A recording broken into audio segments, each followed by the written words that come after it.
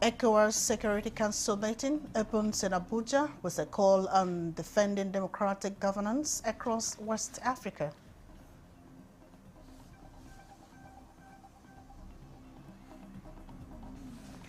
Lawmakers in closed-door session over delays in implementing capital component of 2024 budget.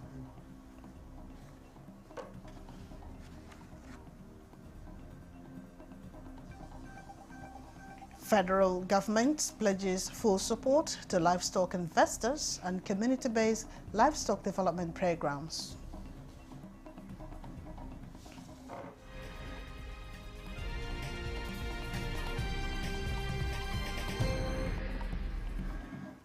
Hello and a warm welcome to the news desk at 6 on NTN's 24 live from Abuja. I am Mina Daniels.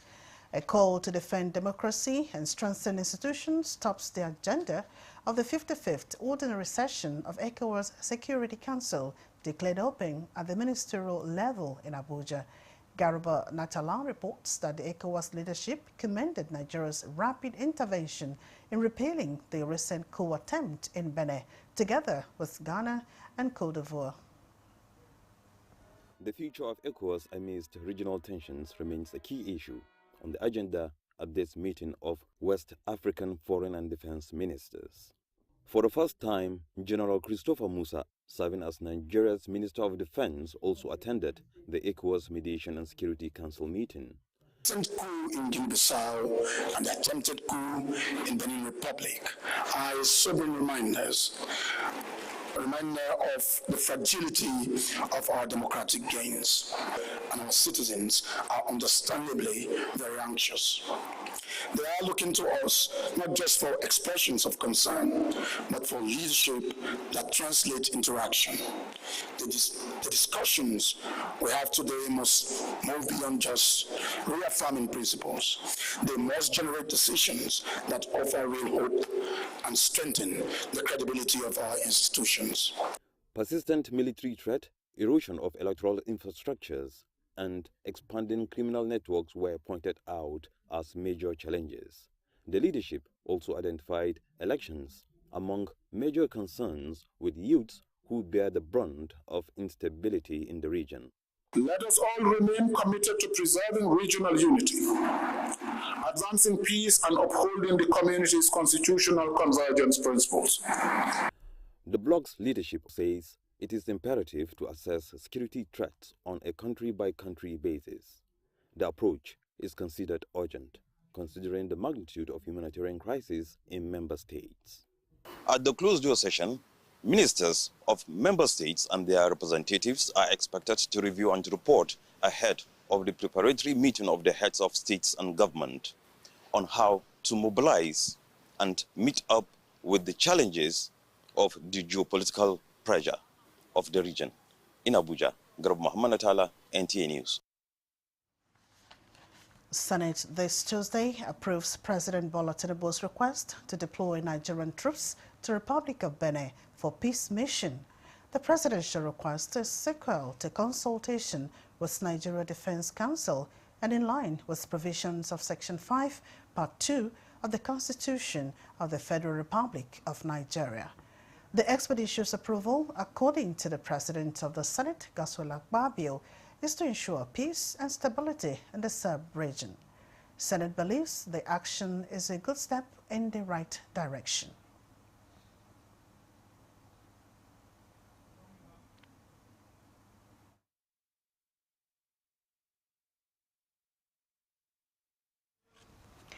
Meanwhile, the House of Representatives at Tuesday's plenary engaged the Minister of Finance, Wale Edun, as well as his budget and economic planning counterpart, Atiku Bagudu, in a closed-door session on the floor of the House. The session, which lasted 2.5 hours, was chaired by Speaker Abbas Tajuddin. Neither the ministers nor lawmakers disclosed the issues deliberated behind closed door. It will, however, be recalled that lawmakers have recently expressed concern over delay in implementation of the capital component of the 2025 Appropriation Act. The proposed constitution amendment debate, billed to commence this week, was suspended for the executive session with the ministers. Thereafter, Speaker Abbas Tajuddin announced the defection of member representing Aliero Wandu Jega Federal Constituency, Monsieur Musa, who has left the PDP for the APC. The leadership of the Nigerian Union of Pensioners is urging the state governors to implement the 32,000 naira approved minimum wage to its members across the country. National President of the Union, Godwin Abumisi, stated this at the National Executive Council meeting in Abuja. Mohammed Rabiu Ali reports. Seated here are the senior citizens under the umbrella of the Nigerian Union of Pensioners, addressing issues affecting the union, achievements, and the way forward. There must be sanity in any organization. So also, you know, the president have talked about the way how our finance is being managed. And whoever the constitution affects, should abide by it. And I advised the GS to, instead of fighting the union, retire honorably. President Abumisi acknowledges all issues raised, promising to address them in line with international best practices. Those I found wanting, I have transferred them out of the National Secretariat. So that is how far I have gone within 6 months of my election. The President of the Federal Republic of Nigeria, President Bola Ahmed Tinubu, has been graciously kind to the pensioners. At the end of the meeting, the new constitution of the union was adopted.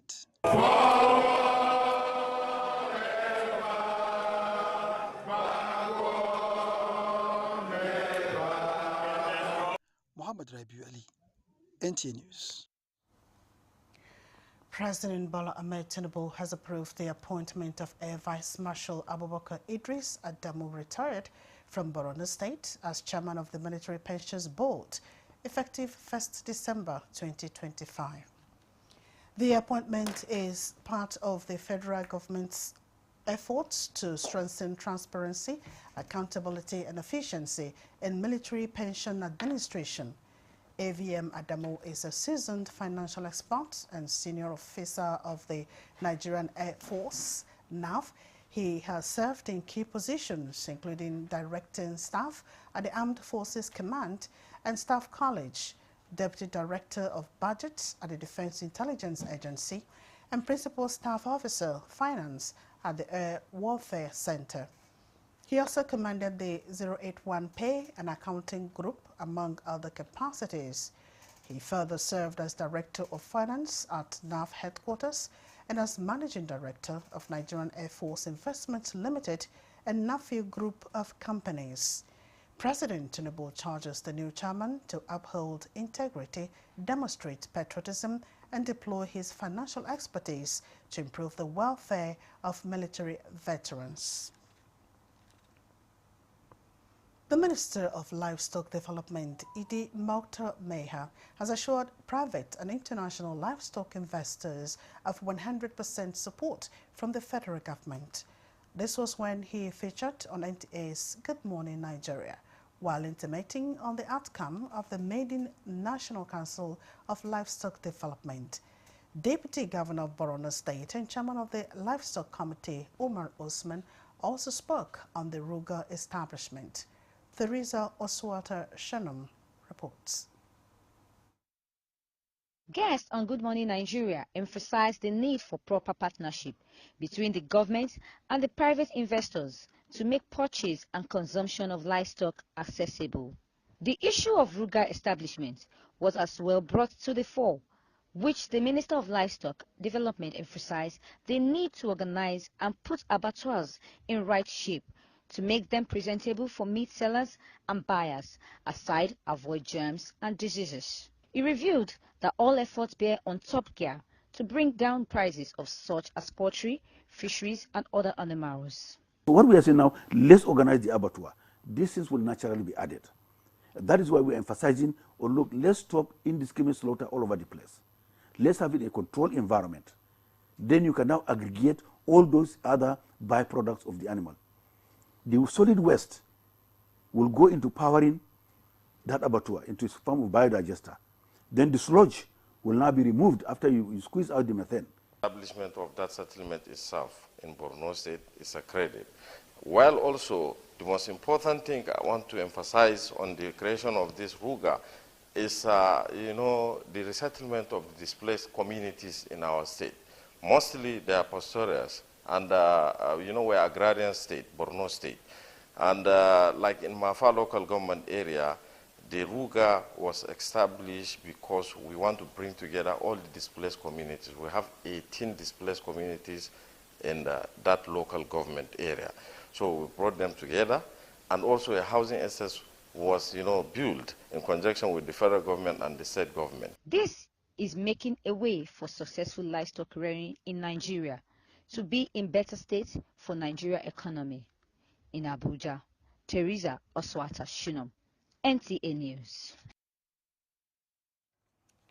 The World Bank has approved the second phase of Nigeria COVID-19 Action Recovery and Economic Stimulus, NG Cares, with an additional $500 million. Benny Adams reports that the focus this time is on strengthening community action for resilience. This was at a national training of stakeholders on anti-corruption measures in Abuja. The report. 4 years into the implementation of the World Bank-supported Nigeria COVID-19 Action, Recovery and Economic Stimulus, also known as NG Cares program, the World Bank today says Nigeria has done well in meeting the needs of the poor and vulnerable and therefore deserves more funding. The bank said they will give us additional financing based on the request of the state governors and, of course, the federal government, and additional financing of another $500 million that will enable us deepen the current ongoing impact that the program has achieved. This time, the emphasis moves to strengthening community action for resilience. As a result of this training and the changes we are making in the system, we are going to see value for money. I want to assure the federal government, assure the World Bank, assure state government that this huge investment will indeed be very, very profitable, and the poor and vulnerable in Nigeria will get a full measure. To ensure greater success, NG Cares and ICPC are raising 120 anti-corruption agents to track the monies to ensuring effective utilization. We've been able to reach out to people. We've seen how, as much as possible, we stabilize them. The next phase of the NG Cares is zero corruption. So no matter what money has been earmarked or released for any program, if integrity is not there, it will not make any impact. The first phase had a World Bank support of $750 million US, with states investing in excess of $2.2 billion. In Abuja, Benny Adams, NTA News. Let's take a break here. We'll be right back with more. Happy Furniture's legendary final sale of the year is here. This festive season, enjoy extra savings on luxury and comfortable sofa sets, modern and functional dining sets, sophisticated and smart bed sets, and our royal collections, classy, premium, and truly exclusive. Shop 10 million Naira and receive a complimentary Daisy tea set. Spend 15 million and take home a 65-inch smart TV. Go higher at 20 million and experience unmatched comfort with our exclusive massage chair. Visit our showrooms in Abuja, Lagos, Kano, and Enugu, or shop online. It's big, it's bold, it's unforgettable. It's Baffy Furniture. And the National Productivity Order of Merit Award goes to... The only tomato paste manufacturer to win the National Productivity Order of Merit Award by the federal government of Nigeria, endorsed by the Association of Private Medical Practitioners of Nigeria. This is an evidence of 100% natural goodness, great quality and great taste. So eat healthy to live longer. Use Arisco tomato paste and products. 100% natural tomato. Better food now. Buy now and enjoy up to 20% discount.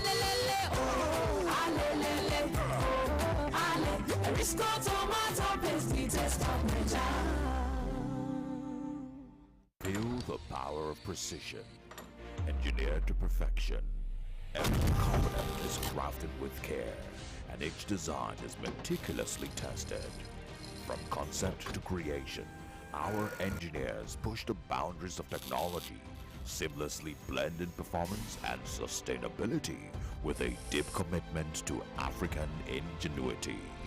Introducing the CNG Boss, a remarkable achievement in engineering designed to operate on compressed natural gas, a cleaner and more sustainable fuel alternative.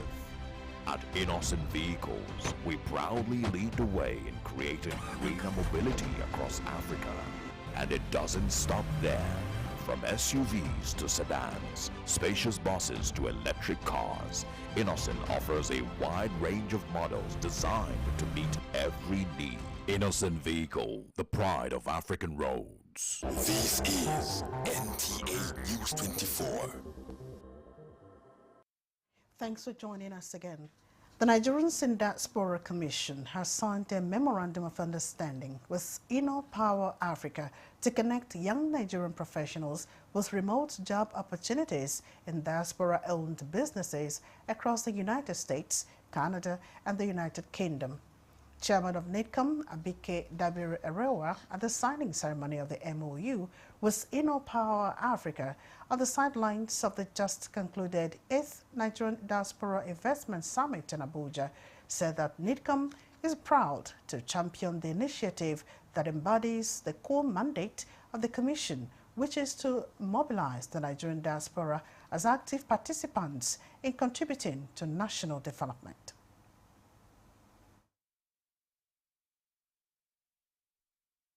Out of your homes to get these jobs. Some of these jobs can be virtual, and then when we work with InnoPower, you can actually be get engaged through them online.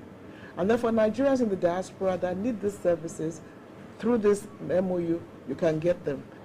What we are doing here with Dr. Honorable is saying that Nigerians in diaspora can help solve this problem because Nigerians in diaspora can hire a young Nigerian. So we are asking other people to do it, other people are hiring us, but now Nigerians in diaspora can also have some skin in this game and hire young Nigerians and help solve this problem that we have.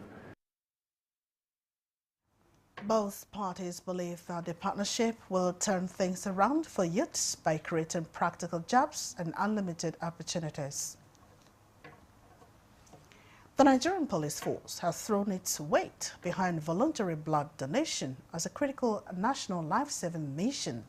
Francis Form reports that the collaboration with the 3AM Foundation in partnership with the National Blood Agency is to mark the 2025 National Blood Donor Day celebration with the theme From Headlines to Lifelines, Media Advocacy for Voluntary Blood Donation. Personnel of the Nigeria Police Force were seen filing into the force headquarters hangar in Abuja, rolling up their sleeves and taking turns to donate blood in a coordinated show of service beyond the call of duty. The exercise formed parts of activities to commemorate the 2025 National Blood Donor Day, organized by the Nigeria Police Force in collaboration with 3AM Foundation and the National Blood Service Agency. Among the officers leading by example was Mohammed Nasir Suleiman, a personnel attached to the force headquarters and in charge of access control. Cam and Ram took his place on the donor's chair, marking his third time donating blood in support of the life-saving initiative. Suleiman said his participation was driven by the understanding that single pint of blood can make the difference between life and death, especially for accident victims, expectant mothers, and patients requiring emergency care. I've been doing just to save life, so that's what I've been doing. His repeated commitment, organizers say, reflects the growing culture of voluntary blood donation being championed within the force. The donation exercise underscored the Nigeria Police Force's resolve to support humanitarian causes that directly affect public health and national well-being. When you donate blood, you're actually gifting your fellow human being, so blood doesn't have a price. We can't put a price to blood, So donating blood to save another person's life is like a gift. In Nigeria, with our population, the blood we have in the blood banks is not adequate to cover our population. So we need to bridge that gap. Officials noted that policing goes beyond security enforcement to include proactive engagement in initiatives that save lives. Francis from NTA News. China is deepening its Afro-China engagements, moving beyond formal diplomacy to a partnership that now embraces voices and vision, immersed in color, culture, and creative energy. That spirit came alive at the official launch of the China-Africa Audiovisual Showcase in Nigeria by the China Cultural Center. Eukaria Clinton reports.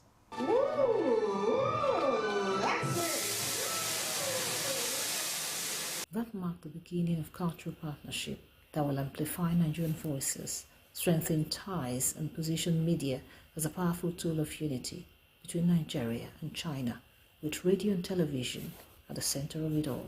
We look forward to sharing more audio-visual works that present Nigerian audience with a true and dimensional China, image of China. The Minister of Information and National Orientation, Mohammed Idris, represented by the Director General of the Nigerian Television Authority, Salihu Abdulhamid Dembos, re-echoes government's commitment to embracing and facilitating international partnerships while promoting narratives that reflect our national identity and values. And I think in a way it is trying to break all the barriers, language-wise and also in terms of culture.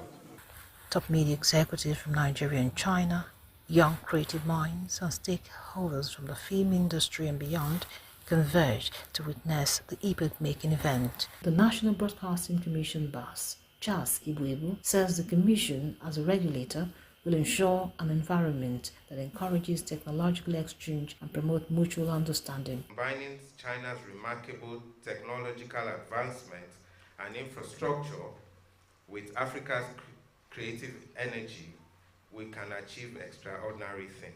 Guests were treated to a dubbing performance for a Chinese cartoon by Nigerian voice actors and screening of documentary. Chinese side also hope Nigerian side can recommend your country's wonderful, drama or animation or digital content to Chinese side. To mark the 55th anniversary of the Nigerian-China relations in 2026, the event selected 20 Chinese audiovisual programs to be aired at the eve of the anniversary across media platforms in Nigeria, including the Nigerian Television Authority. In Abuja, Eukaria Clinton, NTA News. This is the news desk at 6 on NTNS 24. Here now is a recap of our top stories. ECOWAS Security Council meeting opens in Abuja with a call on defending democratic governance across West Africa.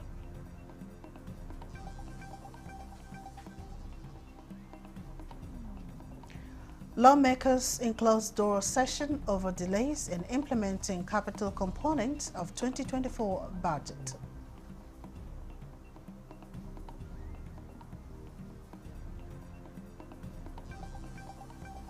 Federal government pledges full support to livestock investors and community-based livestock development programs.